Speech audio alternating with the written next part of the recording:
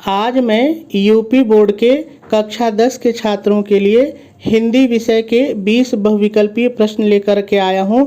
मुझे लगता है कि इन प्रश्नों को भी आपको जानना चाहिए। तो चलिए आज हम लोग कुछ बहुविकल्पीय प्रश्नों को हल करते हैं। लेकिन सबसे पहले हम लोग देख लेते हैं कि आखिर बहुविकल्पीय प्रश्नों की सूचना कैसे होती है, ये प्रश्न पूछा किस तरह से जाता है। तो आप भी मेरे साथ पढ़ लीजिए। निम्नलिखित बहुविकल्पीय प्रश्नों के सही विकल्प का चयन करके OMR शीट में दिए गए गोलों को काले अथवा नीले बाल पॉइंट, ध्यान रहे बाल पॉइंट से ही आपको काला करना है। आप जेल पेन का प्रयोग बिल्कुल भी नहीं करेंगे। आपकी पेन चाहे काली हो चाहे नीली हो, लेकिन वो डॉट पेन होनी चाहिए, जेल पेन नहीं होनी चाहिए। पेन से काला कीजिए। आप इसको मेरे शब्दों में समझ लीजिए। देखिए ये सूचना कह रही है कि आपके हिंदी के पेपर में इसी तरह से 20 सवाल बहुविकल्पी होंगे जिनके कि 4 उत्तर दिए रहेंगे।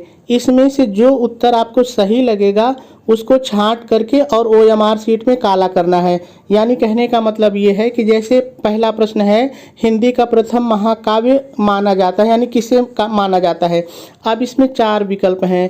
मान लीजिए कि आपको लगता है कि ये सही है, तो अब देखिए पहला सवाल ऐसे रहेगा, दिया रहेगा और उसके बाद यहाँ पे अ, ब, स और द ऐसे रहेंगे। इस तरह से गोले में ये चारों रहेंगे। अब आपको इसमें लगता है कि स सही है, तो आप स वाले को इस तरह से बाल पेन से नीला या काला जो भी होगा उससे काला करेंगे। ध्यान आपको क्या रखना है कि यदि आपने एक बार काला कर दिया तो फिर आप दोबारा उसको नहीं बदल सकते हैं, क्योंकि OMR शीट को कोई मैन्युअली आदमी नहीं जांचेगा, उसको कंप्यूटर जांचेगा। और यदि आपने एक बार गलत करके उसको काट के सोचिए कि दूसरा गोला भर दें तो फिर कंप्यूटर उसको नहीं जांचेगा।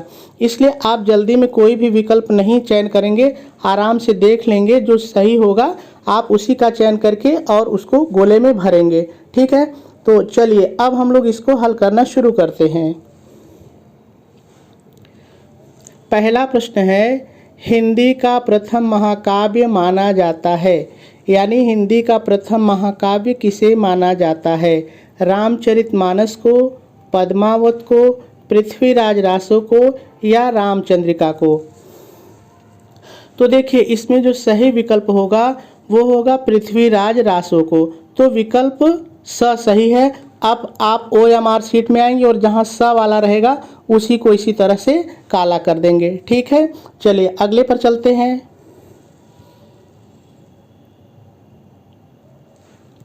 अगला प्रश्न है, सूफी काव्यधारा के कवि हैं, यानी सूफी काव्यधारा के कवि कौन हैं?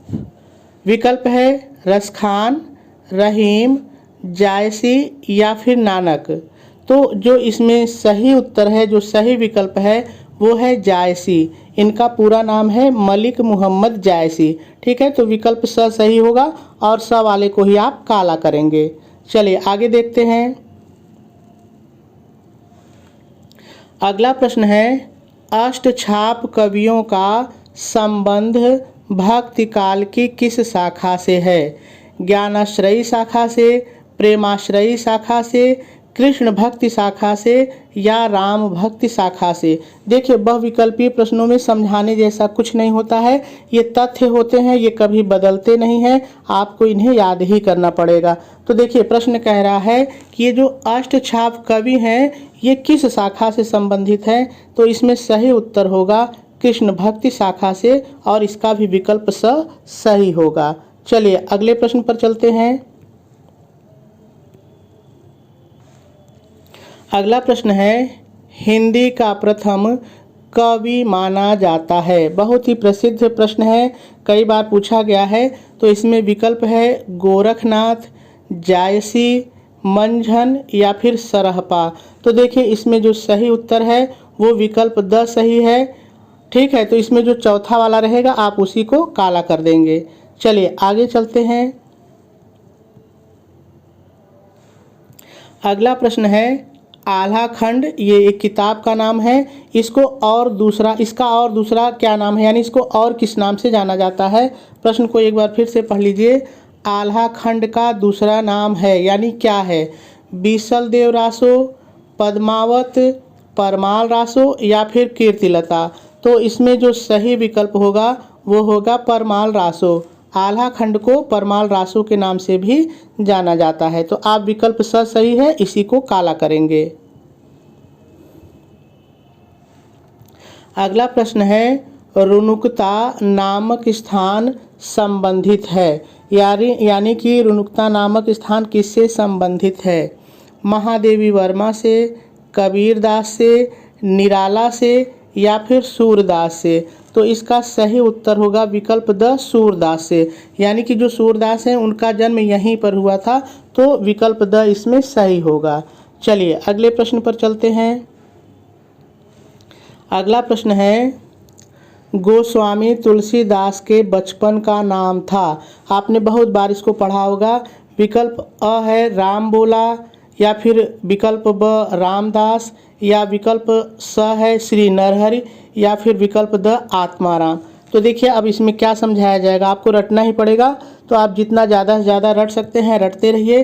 तो गोस्वामी तुलसीदास जी के जो बचपन का नाम था वो था राम बोला। तो इसमें विकल्प अ सही होगा। अ वाले को आप खूब बढ़िया तरीके से काला कर दीजिएगा। चलिए आगे देखते हैं। अगला प्रश्न है, निम्नलिखित में से कौन सा ग्रंथ आदिकाल का है? कौन सा ग्रंथ आदिकाल का है? विकल्प अ सूरसागर, विकल्प ब भारत भारती, विकल्प स बीसल देव रासो या फिर विकल्प द कामायनी। तो देखिए इसमें जो सबसे पुराना ग्रंथ है वो है बीसल देव रासो। तो इसमें विकल्प स सही होगा और स वाले को आप OMR शीट में काला कर देंगे। चलिए अगले पर चलते हैं। अगला प्रश्न है, गोस्वामी तुलसीदास द्वारा रचित विनय पत्रिका की भाषा है, यानी जो उनकी विनय पत्रिका पुस्तक है, ये जो उनकी किताब है विनय पत्रिका, वो कौन सी भाषा में लिखी गई है? खड़ी बोली में लिखी गई है, ब्रज में लिखी गई है, अवधी में लिखी गई है या फिर मैथिली भाषा में लिखी गई है? तो देखिए यदि हम विनय पत्रिका की बात करें तो उसकी भाषा ब्रज है। तो विकल्प ब इसमें सही होगा। चलिए आगे चलते हैं। अगला प्रश्न है, सुदामा चरित्र ये एक किताब का नाम है, इसके रचनाकार हैं, यानी जो सुदामा चरित्र किताब है इसको किसने लिखा है? कबीरदास जी ने लिखा है, नरोत्तम दास ने लिखा है, तुलसीदास ने लिखा है या फिर बिहारी ने लिखा है? तो देखिए बहुत ही सरल है। यदि हम सुदामा चरित्र की बात करें तो इसको लिखने वाले नरोत्तम दास हैं, तो इसलिए इसमें विकल्प ब सही होगा। चलिए आगे चलते हैं। बहुत ही प्रसिद्ध पुस्तक है आपके सामने और पुस्तक का नाम ध्यान से पढ़ लीजिए। नासकेतोपाख्यान। नासकेतोपाख्यान ये जो पुस्तक है इसके लेखक हैं, यानी इसके लेखक कौन हैं? तुलसीदास जी हैं या सूरदास जी हैं या सदल मिश्र जी हैं या नाभादास जी हैं? तो बहुत ही सरल है, मुझे उम्मीद है आपको पता होगा। तो इसमें जो विकल्प स है ये सही है। जो नासकेतोपाख्यान पुस्तक है इसके लेखक जो हैं, इसके रचनाकार वो सदल मिश्र हैं। चलिए अगले प्रश्न पर चलते हैं। अगला प्रश्न है, आनंद कादम्बिनी कई बार आपकी परीक्षा में पूछा गया है। आनंद कादम्बिनी के लेखक हैं, यानी आनंद कादम्बिनी जो पुस्तक है इसके लेखक कौन हैं? राजा शिव प्रसाद सितारे हिंद, बद्री नारायण चौधरी प्रेम घन या फिर बालकृष्ण भट्ट या फिर इंशा अल्लाह खां? तो आपको पता है इसमें जो सही विकल्प होगा वो होगा विकल्प ब। जो बद्री नारायण चौधरी प्रेम घन है इन्होंने आनंद कादम्बिनी की रचना की है। तो विकल्प ब सही होगा और इसी को आपको काला करना है। ठीक है, चलिए अगला देखते हैं। अगला प्रश्न है, 100 अजान एक सुजान बहुत ही प्रसिद्ध पुस्तक है। 100 अजान एक सुजान इसके लेखक हैं, यानी इसके लेखक कौन हैं? राम वृक्ष बेनीपुरी, बालकृष्ण भट्ट, जयशंकर प्रसाद या फिर इनमें से कोई नहीं है? तो देखिए बहुत ही सरल है। यदि हम 100 अजान एक सुजान पुस्तक की बात करें तो इस हैं, तो इसका भी विकल्प ब सही होगा। चलिए अगले प्रश्न पर चलते हैं।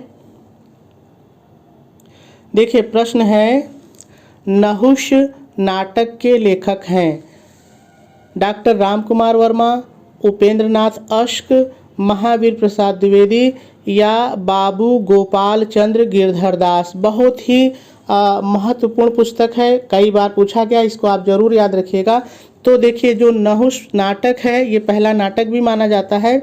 इसके जो लेखक हैं वो बाबू गोपाल चंद्र गिरधर दास हैं, तो विकल्प द इसमें सही होगा और द जहाँ रहेगा उसी को चौथा वाला आपको काला करना पड़ेगा। ठीक है, चलिए अब अगले प्रश्न पर चलते हैं।